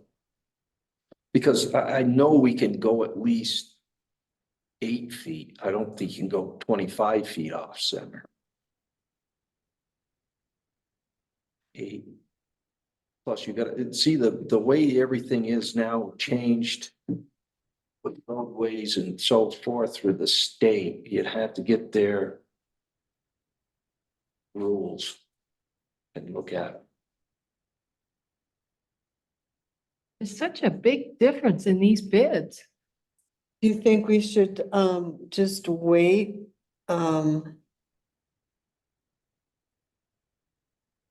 Well, I know To, new, approve the bid until we, Well, I don't see how we can award anybody the work without knowing whether or not the work can be permitted. right? Mhm. Exactly. But I do know the roads have to be at least 25 foot plus ditching. And you're not gonna ditch on the riverside, so. It's already been ditched. Where did we land with the abutment work and all that? Cause I remember the design being a part of, That's a whole different, we're talking apples and oranges here. yeah, That's taking everything out of the river there, that's totally different. That's a brick grant.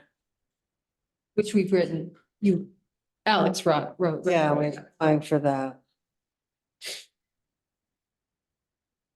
Well, Linda, if I could jump in, one thing I might say is that if the board is considering doing an in-kind replacement rather than moving it, we're probably gonna have to make that decision pretty quick because it's moving into mitigation, and at that point, it is stuck. It's gonna be it's gonna be a mitigation project.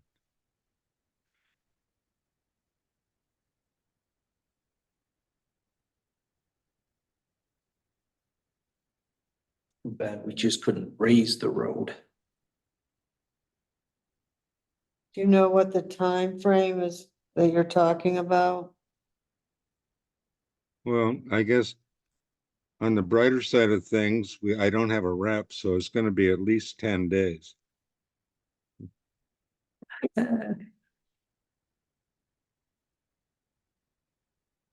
Okay, so. All right. Here's the plans. If you can read them. Dear Lord.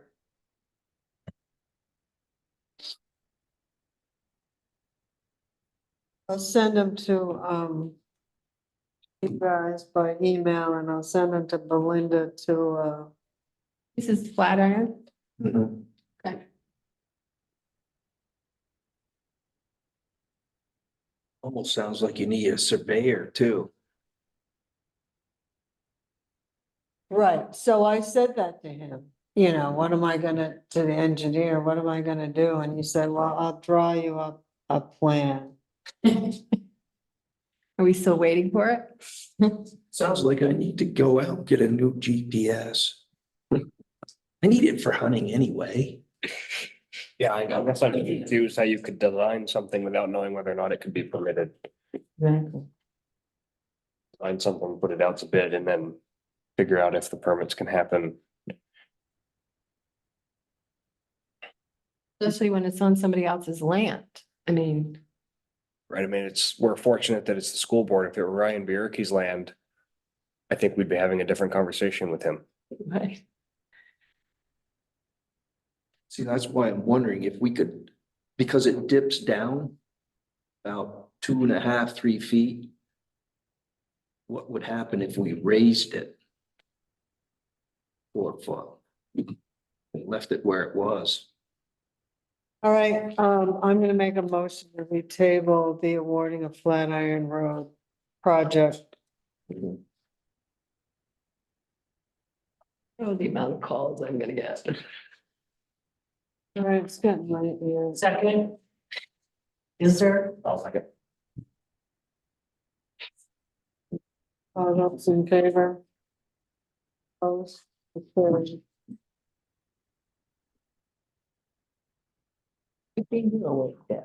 911 sign installation. So as you know, Deb is leaving. She's been helping Bob install the 911 signs.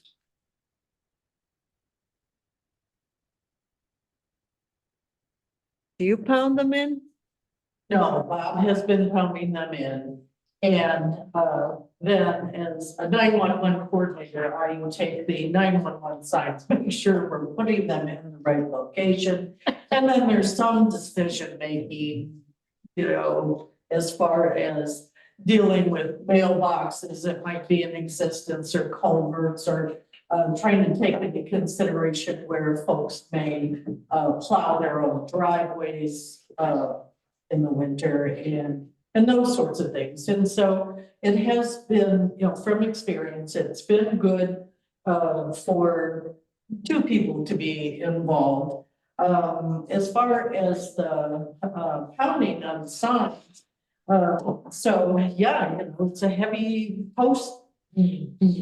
And the posts themselves are 6 feet high. And so you need someone not just with strength, but a little height as well, in order to successfully do that. And, you know, because I really don't think that you want to get into a situation where, well, you know, if you stand on a step stool or something, well, that's waiting for a disaster to happen and it wouldn't take long before somebody falls off that. And so, yeah, I think it just take, you know, if there could be two people, one with brawn, one with brains, it'd work. But, and the other factor is, yeah, the person who's pounding, you know, how many signs can they do per day? And so, you know, Bob, bless his heart, you know, can't spend a full day pounding signs in. So, yeah, you need someone who can last a long time doing that. Or, you know, two people to, you know, alternate. There's no other way to get them in the ground? Not unless you get a machine. Right? Like what? They're Yeah, they make machines that are called. Yeah. Yeah, a pleasure. guardrails, but Yeah, V-Trans. V-Trans, yeah. You can't rent them? They're not something you rent? You could always get a cordless hammer drill or whatever and try to drill a hole and help. And then they do make little sleeves that go into those hammer drills and you can use those and goes into the ground under certain circumstances. Usually road base is not conducive to that.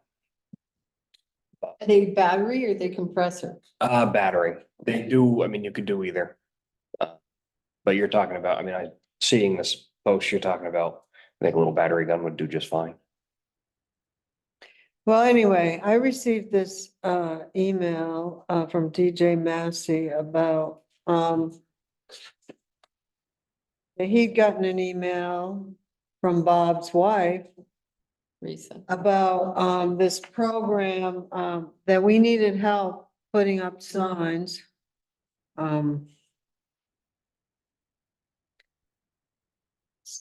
So DJ Massey works for the state, Higher Ability Vermont, Morrisville, helping people find jobs or people who are looking for job training candidates or something. It's also in conjunction with the Vermont Department of Labor. I was surprised. So today I actually talked to Bob about it. What he really was looking for. He said he couldn't do it on his own. He needed somebody to help him with the signs. So I called DJ Massey back just to find out what his program is. And I gave you what he gave me. I'm not sure if it's the right fit or not. I asked him if there wasn't some teenager, 16, 17-year-old that, you know, needed a job for the summer or something like that. He doesn't really do that through his department. I just wanted to tell the board that and think about how we should be moving forward. I don't think that Bob is comfortable going out alone. At first, he was quite nervous of going out, that people would be screaming at him, but now he's realized that people are happy to have their signs up. But now he needs someone to go out with him as help doing these signs. Yeah, I think Bob's concern also is that Wolcott is not his town. You know, he's not familiar with the roads or the people, and so you know, he thought it was great that, you know, I would know backstories on people or, you know, and you know, and folks may know me and, you know, when you're representing the town. And it's a little awkward if you're in a private vehicle and you're pulling up on someone's private property and all of a sudden you're installing something there and there's nothing to indicate that you work for the town. It's like, hello. And so, you know, some thought needs to be given to that as well. You know, so that's why I at least I bought Bob a fluorescent t-shirt so that, you know, we matched. And we looked like we were some sort of a crew doing something. But yeah, I mean, many folks, well, anybody who was home, you know, certainly would come out and inquire as to what we were doing. It really depends what you're doing. If you do water stuff, people generally don't notice. Manholes, curb stops, they don't care. I'm surprised you didn't pick a route or a route and put it on front porch saying, hey, guys, we're gonna be out there doing this. Well, I did, but I didn't pick a street, but I said, our signs have arrived and look, you know, be watching that, you know, town's gonna be out there and I'll do that again. Once it starts up again, yeah. Right, but I think the board needs to figure out how we're gonna get some help for Bob, and if we hire someone, how we're gonna pay for that.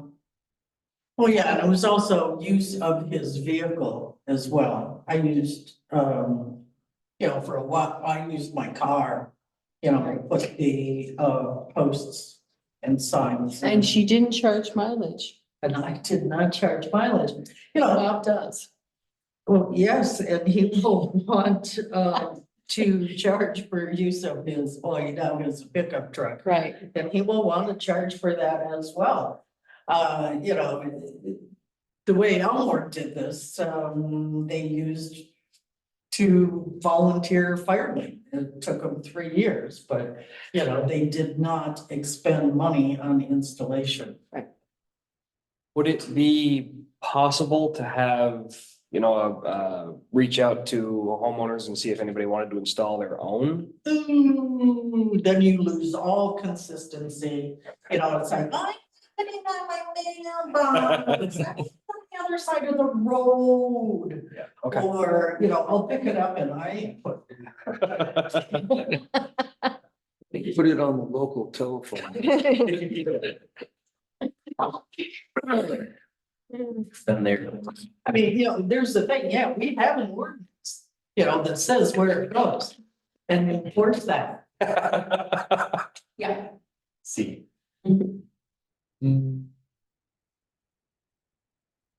So could we think about it for next, did you have an idea?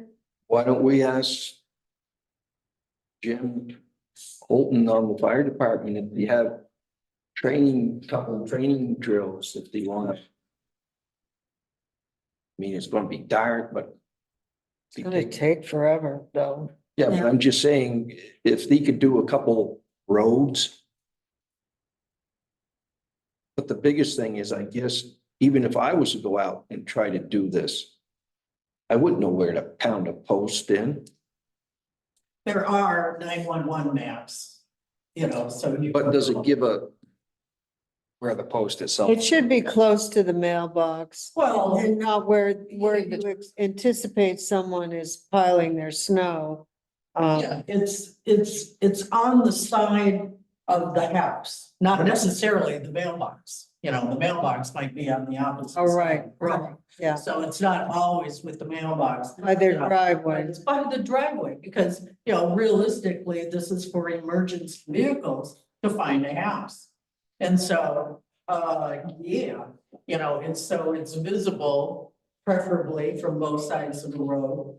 And, you know, in the dark, you know, someone unfamiliar with the roads would recognize that that's where they need to turn in. Now, there are private roads, obviously, with, you know, up to 3 houses on that road. And so then you have, you know, maybe 2 signs on one post right, and another, or, you know, so there's, you know, it's a little different things like that. That's what I'm saying, you know, would require a wee bit of thought to go into it, but, you know, otherwise, I think it's pretty straightforward. Otherwise, you know, I mean, there were times when we go, okay, yeah, this looks like a good spot, and Bob's going, "Ooh, nope." yeah, you hit. So, yeah, it ain't going in there, so I was like, all right, second choice would be right here.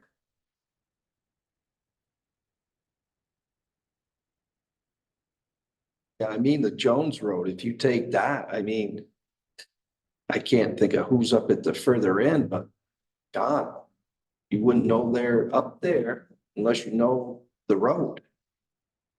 Well, yeah, I mean. Well, I mean, Amy and Dave Kubath, you wouldn't have a problem with, or the new people in that house down further, but when you look at the way at the end of the road, Is there a time frame we need to be in compliance or have some kind of? No, not every town has it. There are people out there, when are we getting our signs, you know? They see them out there, now they want them. They want theirs.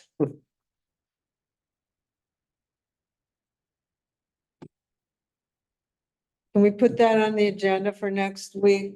It's Yeah. going to be 10 of 5 of 8, and we Would, got a couple more things to do. just one more quick question. Yeah. Would be,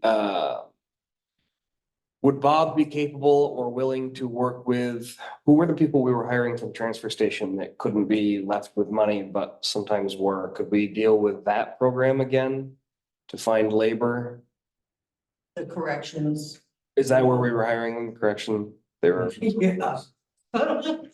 They could do the hard part if Bob could figure out, if Bob told him where to put it. Yeah, and just the question is whether or not Bob would be willing or capable, and if the people that we select from that pool could do the labor. Well, you'd have to request. We could look and see, you request, someone that could. Body. You wouldn't request someone with a broken arm. Or a woman that's. Pregnant. 5'4", Pregnant or 5'4". something. And 5'4", also, you would have come to the pro 6'5'4", no. and also moving forward, I really do think working that close to the right of way, we should probably buy Hudson's vest for our sign install crew. I think our. Well, I gave him one reflective Yes, vest. I refuse to wear the vest, so. I gave him.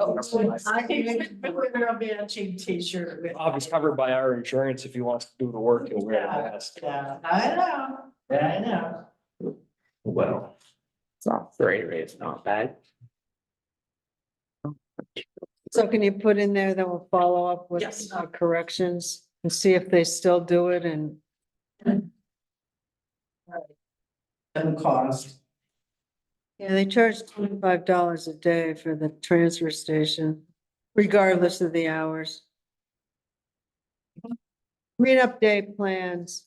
Yeah, so Green Up Day is Saturday, May 4th this year. And so we have received bags and posters from the state. And so those are here in town office. And tomorrow, when I'm in, I'm going to set up a table in the entranceway or the lobby there. As I did last year, with a sign-up sheet. For folks to indicate, the number of bags they're taking in the area that they're planning on cleaning. And, we'll have a sign-up sheet at the library as well. I'll post that on Front Porch Forum, so, folks know that they can pick up their bags, starting tomorrow. And I'm in contact with Jim Ryan as far as any coordination that we might be able to do with the cleanup of the rail trail. And I will be in the gazebo on May 4th, as we've done in the last few years with what bags that we have left. So that if folks run out or they're, just late to the game, they can come pick up bags that day. I can add that, I don't know if you mentioned it, Deb, that we've ordered some new signs. Some of the old ones got damaged in one way or another. And we've put a topper on them for the date of Green Up Day. So we can use them in future years with whatever the appropriate date is. And I think we're going to try to get those in this weekend. So Yeah. just wanted to add that. Yeah, Kurt and I will put those signs up on either town property or areas where folks have agreed to have signs in on their property. So Thank you. Your last hurrah. Cleaning up, picking up. Well, we should mention at this time that the litter committee has really fallen down to no participants. I think it's been a really, really useful committee. Michelle has done a terrific job, and she's chosen to step down from it they work really hard, so I can understand it. But that really leaves us without anybody on the litter committee. And the litter committee was really, well, so-called ordinance committee, was started way back when. And I think we learned a whole lot, and I'd hate to lose that knowledge. So if you know anybody that wants to join up and lead the litter committee, it would be a really good thing. Yeah, one of the last things that the committee was working on is contacting the state to see if there would be some impetus to get a mattress recycling program within the state of Vermont, which I think would help us considerably so we don't have, all those mattresses dumped in the river and the woods. So there's a lot of work that, someone could sink their teeth into.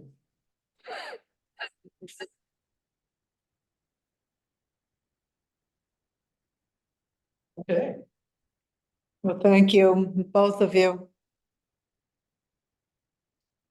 We Yeah, received employee resignation from Pamela Locke, our janitor, that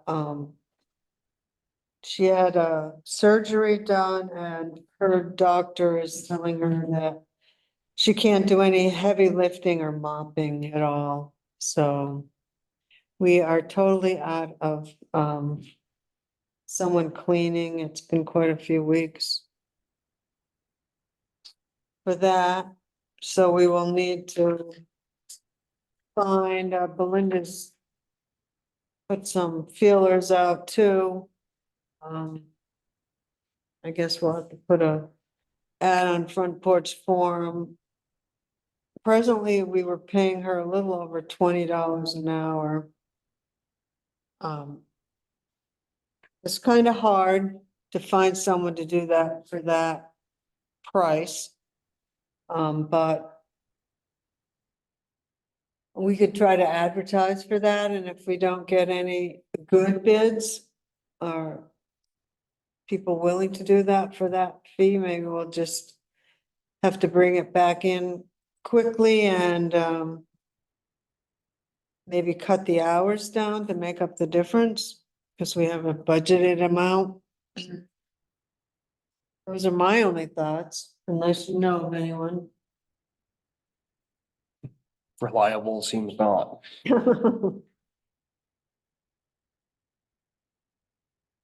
Community Garden and Depot Park Committee.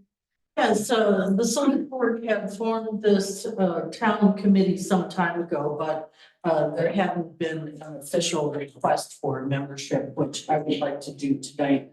I would ask that the board consider appointing Catherine Garvey, Gwen Mateer, Kelly Restachano, and Linda Brady, who are all Wolcott residents, to the committee. They are aware of this appointment. They have indicated that they would like to do this. And so I think, 4 people really aren't sufficient to keep the garden going, but at least to have a committee so that there's some who are taking responsibility and leadership for the garden and the park is a good start, and they'll be seeking additional members as well.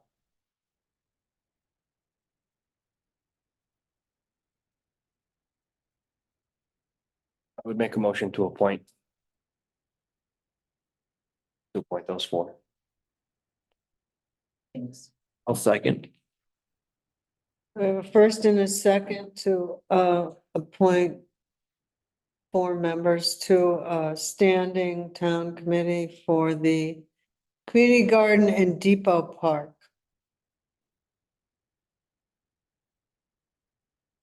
All those in favor? Opposed? So carried. If you know of anyone else who has any interest, please reach out to them. Will Linda Brady be the point? Yes, I think initially, yes. Okay. Vermont Garden Network Fruit Tree Grant. And so we did receive a grant for 2 cherry trees. And so we will be getting the 2 trees from Elmore Roots Nursery. They will be dug up and then transported here probably within a couple of weeks. And all of their trees are self-pollinating, so it was recommended that we get 2 different kind. And so we have selected a Bali, B-A-L-I cherry, which is a fast grower, has large red fruit in it. Fruits early in life, and it grows to about a maximum of 10 feet. And then also, there is a North Star cherry, which maxes at about 8 feet and is really known for its blossoms in the spring. And so the question then becomes placement. And so our experience has been that there is ledge to deal with in the garden area itself in the park. And since these are already large trees, they'll have a big root ball. And so that area isn't going to be sufficient. And so we were thinking initially for an alternative, perhaps something out in front. There's been discussion about, potential parking places, depending on what happens with schoolhouse in the future and employee parking here. But we were thinking perhaps it would be safe if there were a tree planted on either side of the memorial, that should not, have any impact on any parking or future plans in that regard. But the board should weigh in on that. What do you think? How busy is the road crew? Busy, but they could dig a hole. I'd like to have them dig a couple test holes. Something just trenched out here recently. Well, Yeah, there's that was- electricity. Right. The electricity does not run around the building, close to the building. So I showed her. Septic, if you have the septic mound, they can, you're just gonna ensure a septic mound and all that for the building. If you don't, you gotta know where that is too. Yeah, I showed her all the plans of all the lines that come everywhere. And Bob has contacted DigSafe. Yeah. But they won't come out and do anything until you tell them exactly where you wanna put your trees. Yeah. Right. So, we have to, guess at where we wanna put the trees, and then they can come and tell us if that's. I was gonna ask you- But you just can't put the 2 white lines right along there on the side with an arrow, dig safe this way, and another one this way with the big white area and the same dig safe along here. Yeah, you can give them an address and they'll dig safe the entire property. With the white paint around the whole, call it emergency dig on it. Bob, yeah. Yes, Bob but called and he was like, whoa. they don't do planned digs, they do emergency digs only. I will happily have this site dig safe with my dig safe number. You let me know when you want it done and I will have it. All right. Because I don't pre-mark anything and I catch a lot of grief for that, but they do, they will come out and they will dig safe. Okay. Because there's the electric that comes off the water pump. Doesn't, oh no, it comes This way. yeah, and then at the very end of the building, the sewer goes, it goes over to the, They won't. across the street. Yeah, do it. Us. They'll do by the road for the power and all, for like the power connections off any poles, telecom. That's about it. Yep. But they're not gonna do any of our utilities. They won't do our private water No, lines. this stuff, the stuff here, you're gonna have to look at the prints, figure out, walk out there from the. So I prints. did, I gave her a copy of the prints. It's actually somewhere in your office. You actually gotta go. I have, of all that, and, but I wondered, so a tree, it's 8 feet tall, doesn't that mean it also goes 8 feet out, yeah. Yeah. Is that what does it mean? For fruit trees? I don't know. I thought, You that can keep some- them pruned back. huh? You can prune them back. Yeah, but, it's not that, I don't care what's They'll go 8 above the foot. ground, as They'll go what 8 under foot and the probably about roots. 4 foot. Don't the roots go as big as whatever's on the top? Isn't that how you tell with a bush? Huh? I think they can actually go deeper I than the don't tree. care about it. They can go deeper than the tree, because a lot of people do that with sewer lines. I They don't, will, they literally will put a tree in and the tree goes right to the sewer line and blocks it on them. I'll figure out all about the root systems of these two particular cherry trees, okay? So we need not speculate any all further. right, I like the idea of out front. I think that they would be very pretty out It'd be front. very- yeah. So, all right, to be continued. Thanks. I mean, the root ball, you're probably talking at least 2 foot. If not 2.5. I just was saying that I want to make sure it's away from the slab, that's all. That's all. Slab in any potential future, maybe sometime 100 years from now, sidewalk. Wishful thinking. We are gonna be in floating, hovering little chairs. I'm sure they'll still have sidewalks so people can walk down safely from the hovering cars. Yes. So I just give you a real quick update on a few things. I helped Dylan fill out 3 municipal highway grants. Not sure if we'll get any, but, there for 2 for Elmore Pond Road to fix some of the gravel and do some more ditching.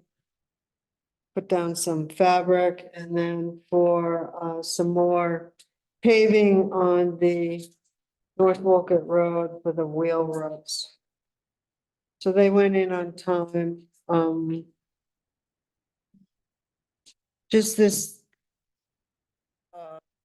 authorization for me to sign this letter of intent to participate in the grants and aid program.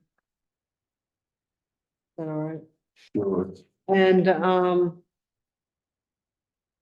so I'm not gonna go into executive session, but, I spoke with the union person to find out what was the best way to continue our discussion of, one of our employees.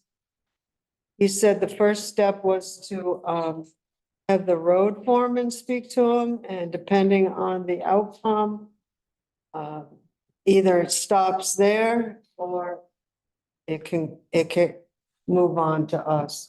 Dylan did have a talk with him, and the person was very responsive and understanding, you know, that basically that we were watching them, and that we were noticing a lot of things getting broken and needed to start respecting taxpayers' property and money.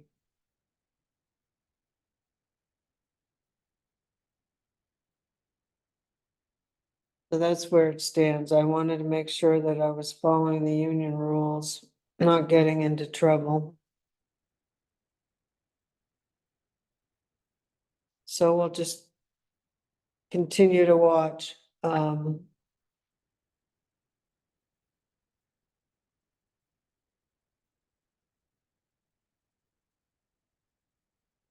Anything else? Richard's not here. I'll make Richard's motion.